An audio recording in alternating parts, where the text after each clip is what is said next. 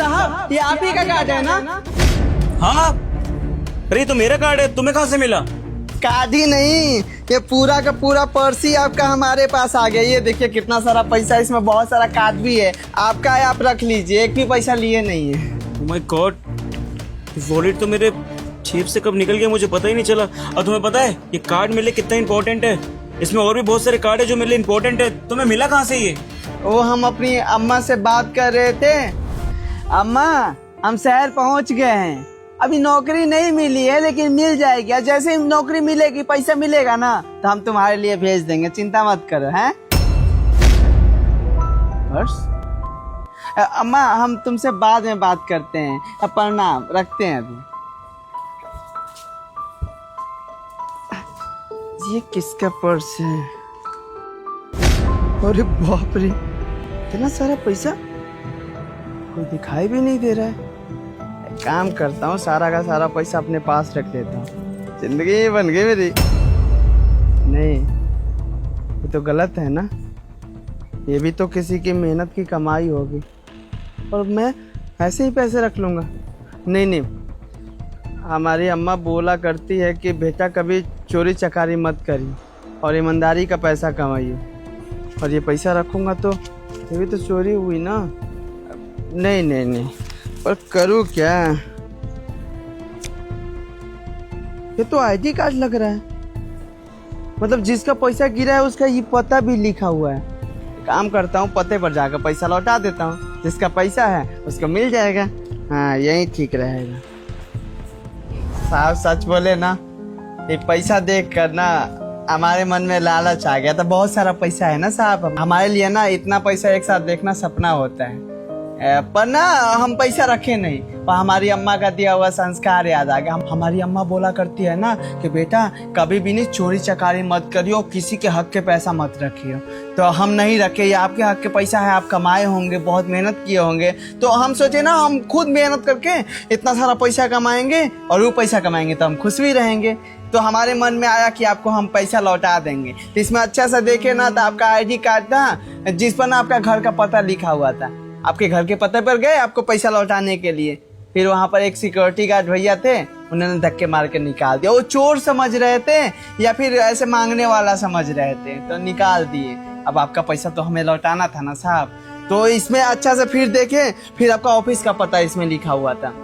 Office के पता पर आ ही रहे थे, आप गाड़ी के पास मिल गए, और वहाँ मैडम जी ने हमें भगा दिया। सर देख लीजिए, मीटिंग में फिक्स कर दो। साहब, खुले पैसे नहीं है, निकलो यहाँ से। मैडम जी हमें पैसा नहीं चाहिए, साहब से बात करनी है। क्या साहब से बात करनी है? जानते हो तुम इन्हें? नहीं जानते ना, तो चुपचाप निकलो ना। क्यों बहस कर रहे हो फालतू में? अब गलत समझ रहे हैं, सच में बात करनी है साहब। वो क्या गलत समझ रही हो? भिखारी कहीं के। देखा हम लोगों को खड़े हुए तो आ गया यहाँ पे भीख मांग निकले। निकल यहाँ से, तुम जैसे लोगों को मैं बहुत अच्छे से जानती हूँ। अरे पर निकलो, आउट। सॉरी बोल रही है मैडम जी। आप तो हमें गरीब समझ रही थी, मांगने वाला समझ रही थी। आप तो बोल रही थी कि ये पैसा मांगने आए हैं, निकल जाए यहाँ से, ऐसे ऐसे बात कर रहे थे। पर देख लीजिए, हम भिखारी नहीं हैं, साहब का पैसा लौटाने आए थे। देख लीजिए, सारा का सारा पैसा लौटा दिए। अगर भिखारी होते, मांगने वाला होते, तो पैसा देते थोड़ी, लेकर भाग जाते। सच बताए मैडम जी, हम ना मेहनत करने वाले इंसान हैं। वो क्या है ना साहब जी, हम गांव से शहर आए हैं, सोचे हैं खूब मेहनत करेंगे। हमारी परिस्थिति खराब है, पर हम चोरी नहीं कर सकते। जानते हैं हमारा ना खपड़ा का घर, खपड़ा समझते नहीं हो, मिट्टी का घर, वो उसमें ना टप टप टप टप बारिश होता रहता है। हमारी अम्मा हमेशा बीमार पड़ जाती है, बारिश का बूंद टपकता रहता है। तो हम सोचे हैं ना कि यहाँ शहर में हम बहुत पैसा कमाएंगे, कमाने के बाद पक्का का घर बना लेंगे। और वो मैडम जी, हम मेहनत का पैसा से घर बनाएंगे, चोरी चकारी से नहीं, यही सोचे हैं। खैर कोई बात नहीं, आपने जो बोला थोड़ा सा हमें बुरा लगा था। ऐसा हमारे साथ होता रहता है, कोई बात नहीं, दिक्कत वाली बात नहीं है। आपको पैसा मिल गया ना साहब जी? ठीक है, हम काम ढूंढने के लिए जाते हैं। नमस्ते। रुको, चले जाना, लेकिन एक छोटा सा सवाल मेरे मन में आ रहा है। सवाल का आंसर दोगे मुझे? समझा नहीं। समझाता हूँ मैं। देखो, तुम्हारी जगह कोई और होता, तुमने अपनी सिचुएशन बताई कि तुम्हारे घर में पैसों की कमी है और पैसे कमाने के लिए तुम यहाँ पर शहर में आए। पैसों की अगर ज़रूरत होगी, इंसान के पास पैसे आ जाएंगे, वो तो पैसे रख लेगा।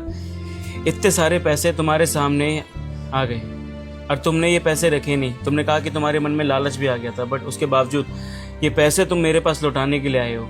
ऊपर से तुम्हें एक बार तो सिक्योरिटी गार्ड ने डांट के भगा दिया, ऊपर से दूसरी बार हर्षिता ने। मुझे याद आया तुम उस समय मेरे पास आए थे, लेकिन इसके बावजूद भी तुम मेरी मदद करने के लिए आए हो। एक बार भी मन में ऐसा नहीं आया कि चलो ठीक है, अगर मुझे डांट दिया तो क्या पता भगवान मुझे इशारा दे रहा हो, ये पैसे अपने पास रख लेता हूँ, मेरे काम आ जाएगा, अपने सारे शौक मौज पूरे कर लूंगा, गाँव चला जाऊंगा।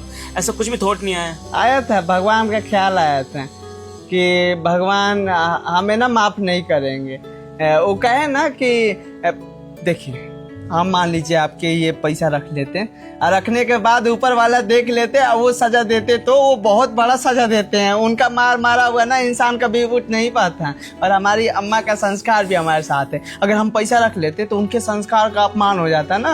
हम देखे ज़्यादा पढ़े लिखे नहीं है, लेकिन हमको पता है इतना कि किसी के हक का पैसा नहीं मारते, इसलिए लौटा दिया, और कोई बात नहीं है। बहुत बढ़िया। भगवान की सीख और माँ की सीख, तुम्हें अच्छे से पता है कि इंसान को कैसे रहना जाता है। अच्छा लगा मुझे तुमसे मिलकर, और तुमने मेरी मदद करी, उसके लिए एक छोटा सा काम तुम्हारे लिए करना चाहता हूँ। क्या साहब जी? यहाँ पर तुम किस काम के लिए आए थे? मतलब तुम किसी को जानते हो या फिर जान पहचान में किसी के काम थ्रू मिल जाएगा तुम, ऐसा कुछ है? नहीं साहब जी, किसी को जानते नहीं है। वो क्या है ना, वक्त के मारे हुए इंसान है। वो सपना देख लिए हैं घर बनाने का। अम्मा को बोल के आए हैं कि अम्मा हम शहर में जा रहे हैं, किसी न किसी से नौकरी हमें मिल जाएगी, काम करेंगे, पैसा भेजेंगे, घर और बना लेगी। तो ऐसा सोच के आए हैं। हम ना मेहनत मजदूरी कर लेते हैं, जैसे ईंट पत्थर जो भी उठवाएंगे, मेहनत वाला जो भी काम। पढ़े लिखे नहीं है, वो हिसाब किताब वाला काम बस नहीं कर पाएंगे, बाकी मेहनत खूब करेंगे हम। भाई मेरी कंपनी है तो यहाँ पर ईंट पत्थर वाला तो कुछ काम नहीं है, लेकिन हाँ तुम्हारे लिए एक जॉब है मेरी कंपनी में। एक मिनट बताता हूँ। वो सिक्योरिटी गार्ड की जो वैकेंसी खाली थी, वो अभी भी मतलब फुलफिल है या फिर अभी भी खाली है? Yes sir. गुड। देखो मेरे यहाँ पे गार्ड की नौकरी के लिए कि मुझे सिक्योरिटी गार्ड चाहिए था, जो कि बहुत ईमानदार होना चाहिए था, जो अपने काम से ऊपर मेरी कंपनी को पहले रखे। और तुम्हारे अंदर वो एबिलिटी है, क्योंकि तुम एक अनजान होते हो मेरी इतनी मदद कर रहे हो। तुम्हारे सामने इतना अच्छा ऑफर था पैसे लेके भाग जाने का, मुझे पता भी नहीं चलता, मैं कुछ कर भी नहीं पाता, लेकिन उसके बावजूद तुम ये पैसे मेरे पास वापस करने आए। अगर मैं तुम्हें अपनी कंपनी ऐसे हैंड ओवर कर दूंगा, मैं कहीं बाहर जाऊंगा, फिर तो तुम आग बंद करके विश्वास करने लायक वाले बंदे हो। बिल्कुल तुम मेरी कंपनी का अच्छे से ध्यान रख सकते हो, इसलिए मैं चाहता हूँ कि तुम मेरी कंपनी में एज अ सिक्योरिटी गार्ड काम करो। कहीं पे भागने की तुम्हें जरूरत नहीं पड़ेगी।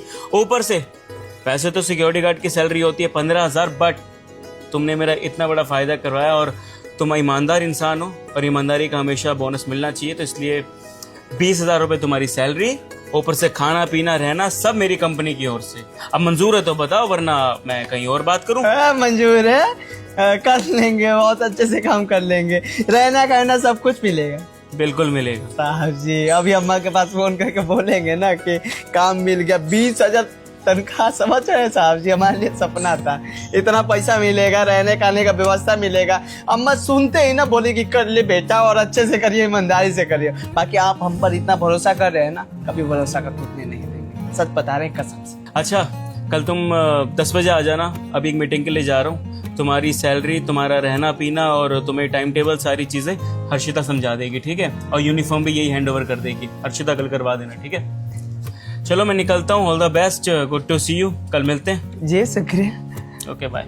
चलें।